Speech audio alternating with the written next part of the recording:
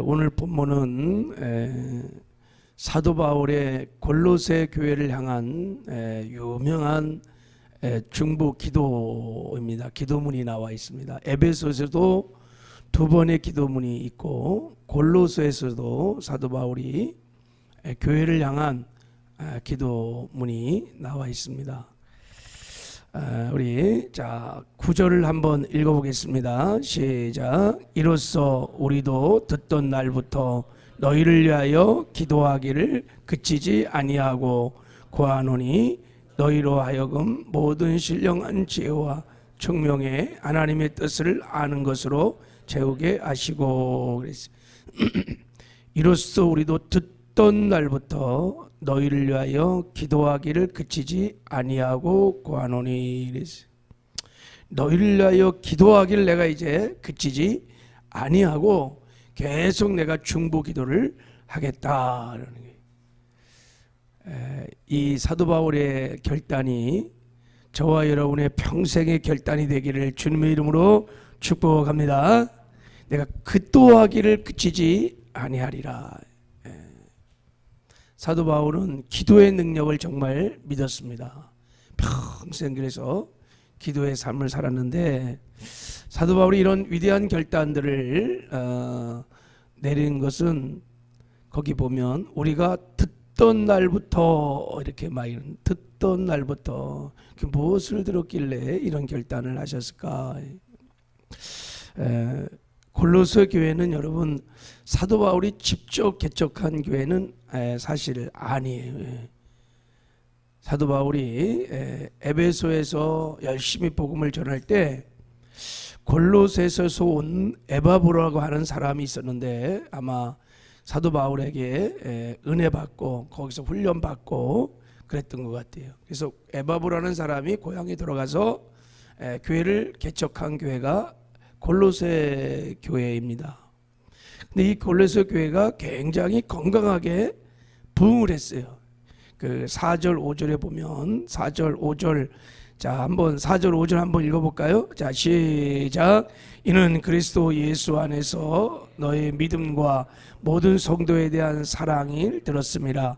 너희를 위하여 하늘에 쌓아둔 소망으로 말미암아 곧 너희가 전한 복음 진리의 말씀을 들은 것이라. 여기 보면 그리스도 예수 안에 믿음, 모든 성도에 대한 사랑, 하늘에 쌓아둔 소망. 그러니까 이 골로새 교회는 믿음과 소망과 사랑이 충만했어요. 믿음의 역사가 있었습니다. 사랑의 수고가 있었습니다. 소망의 인내가 있었던 아주 건강한 균형 잡힌 교회로 골로새 교회가 아름답게 성장하고 있었던 것 같아요. 거기에는 에바브라고 하는 이 일꾼이 있어서 늘 기도하고 성도들을 세우면서 그렇게 교회가 아름답게 성장했던 것 같아요. 이런 골로새 교회를 향한 이런 좋은 소식들을 로마 감옥에 사도 바울이 있을 때 에바브를 통해서 들은 거예요. 에바브로부터 들은 거예요.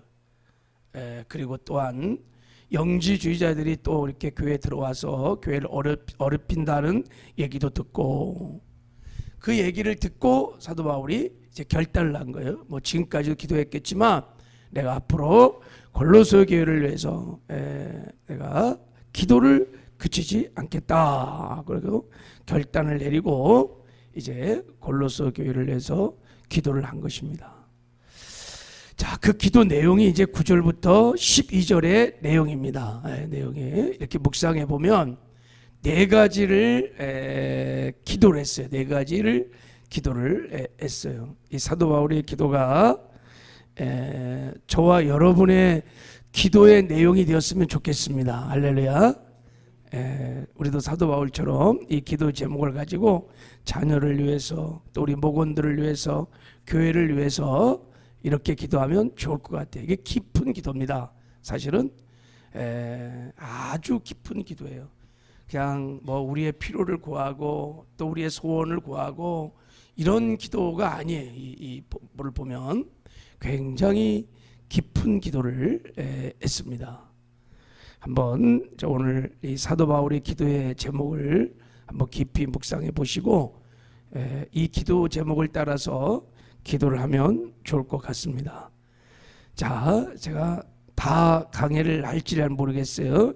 기도의 네 가지 핵심이 이런 것입니다. 구절을 보면 하반절에 하나님의 뜻을 아는 것으로 채우게 하시고, 이게 첫 번째 기도예요. 하나님의 뜻을 아는 것으로 채우게 하시고, 하나님의 뜻을 알게 하옵소서. 이게 첫 번째 기도고, 두 번째 기도는 10절 하반절에 하나님을 아는 것에 자라게 하시고, 하나님을 아는 것에 자라게 하시고, 세 번째 11절에 모든 견딘과 오래 참음에 이르게 하시고, 네 번째 12절에 아버지께 감사하게 하시기를 원한다. 이게 기도의 네 가지 기도 제목이. 자, 우리 한번 첫 번째 기도 제목을 한번 볼 텐데, 자, 우리 다시 한번, 우리 9절, 우리 하반절을 중심으로, 우리 한번 9절 다시 한번 읽어보겠어요. 시작. 이로써 우리도 듣던 날부터 너희를 위하여 기도하기를 그치지 아니하고 구하노니, 너희를 위하여 모든 신령한 지혜와 총명에 하나님의 뜻을 아는 것으로 채우게 하시고 그랬어요. 하나님의 뜻을 알게 하옵소서. 정확히 말하면 하나님의 뜻을 아는 지식으로 채워 주시옵소서. 이런 기도를 한 것입니다. 이때 하나님의 뜻이라고 그러는 것은 텔라마토스 아우트라는 이 헬라어 뜻은 우리 인생을 향한 하나님의 기대, 하나님의 목적, 하나님의 계획, 이런 뜻이에요. 그러니까 나를 향한, 우리 인생을 향한 하나님의 목적, 하나님의 뜻을 분명히 깨닫게 해달라고 기도를 하고 있는 것입니다. 이게 너무너무 중요한 기도입니다. 전에 우리 교회에서 다니엘 저녁 기도회 때 모퉁이돌 선교회 이상 목사님의 간증을 우리가 영상으로 잘 한번 들은 적이 있죠. 그때 간증인데,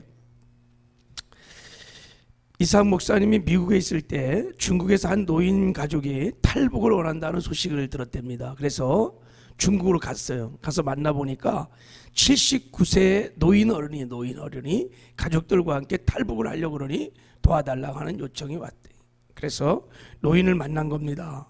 왜 그 나이에, 79세 나이에 위험을 무릅쓰고 가족들과 함께 이렇게 탈북을 하기로 하십니까? 그랬더니 찬송을 마음껏 놓고 한번 불러보고 싶어서, 그러니까 마음껏 한번 예배드리고 찬송 부르고 싶어서 탈북을 하고 싶다는 거예요, 그 노인이.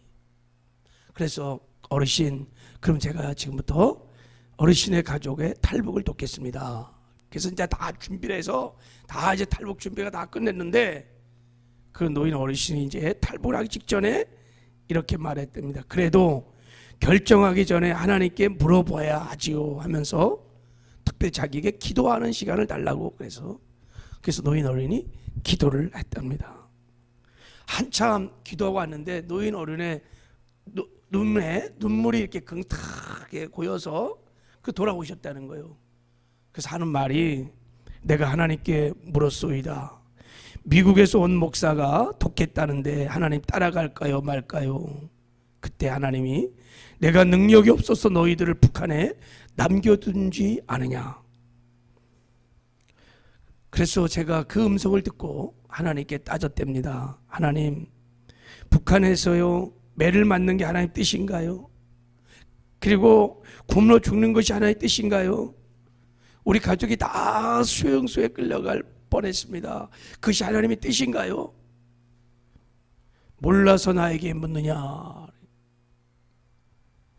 노인이 그 하나님의 음성을 듣고 목사에게 와서, 이상 목사에게 와서, 매 맞는 것도 하나님의 뜻이랍니다. 북한에서 굶어 죽는 것도 하나님의 뜻이랍니다. 기회가 주면 난 남한에 가서 마음껏 찬양하고 하나님께 예배하는 것이 소원인데 북한에 남는 것이 하나님의 뜻이랍니다.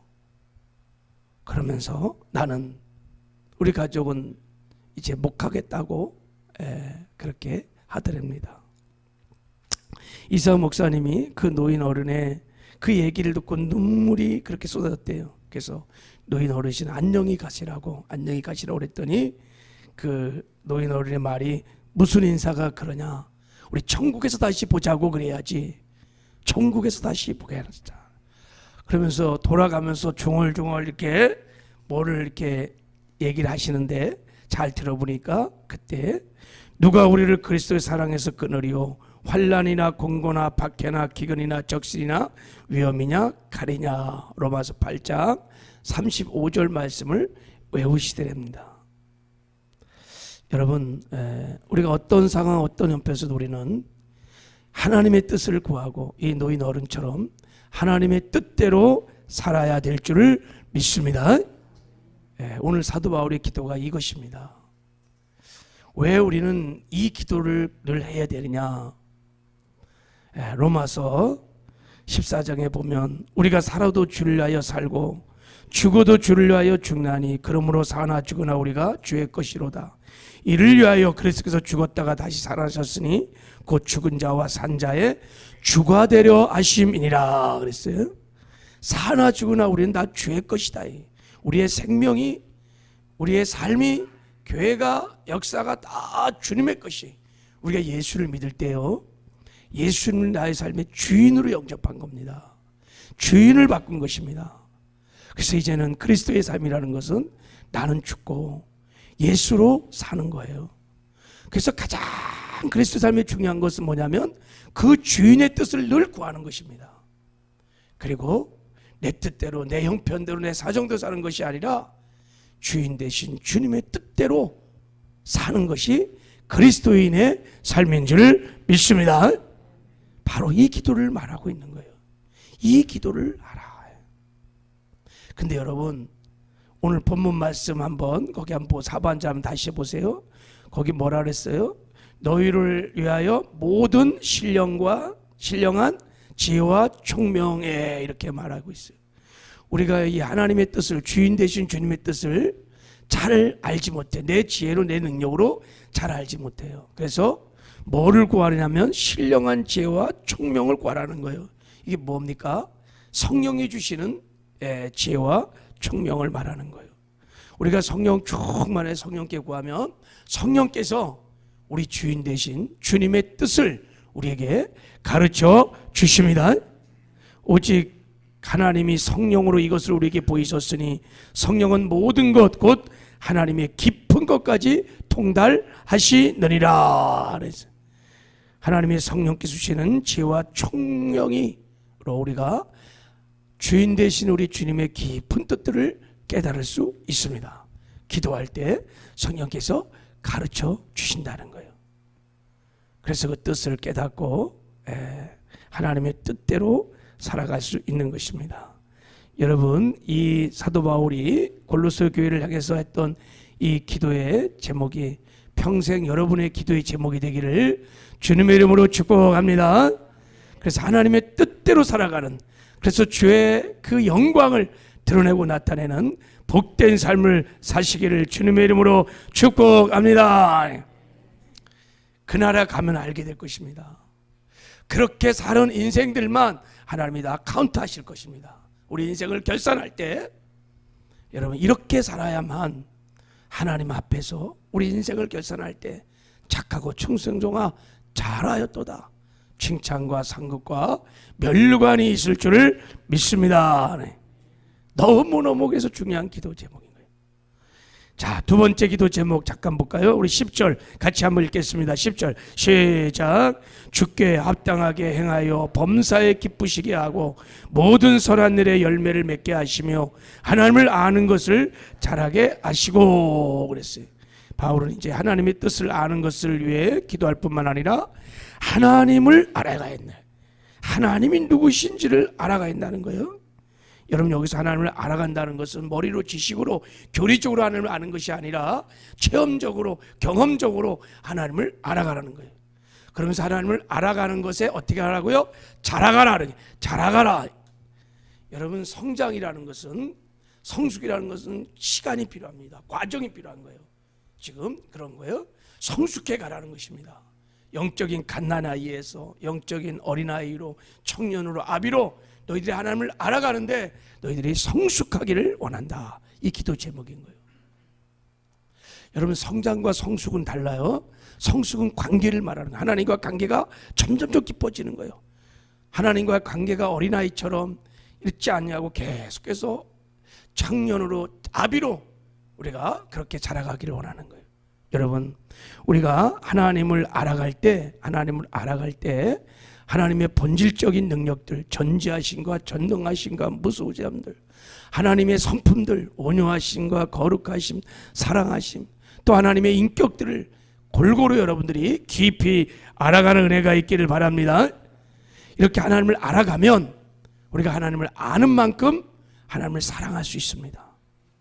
우리가 하나님을 아는 만큼 하나님을 온전히 예배할 수 있고, 우리가 하나님을 아는 만큼 오늘 본문에 나온 대로 하나님께 합당한 일을 행하여 범사에 하나님의 기쁨이 되는 삶을 살 수 있습니다.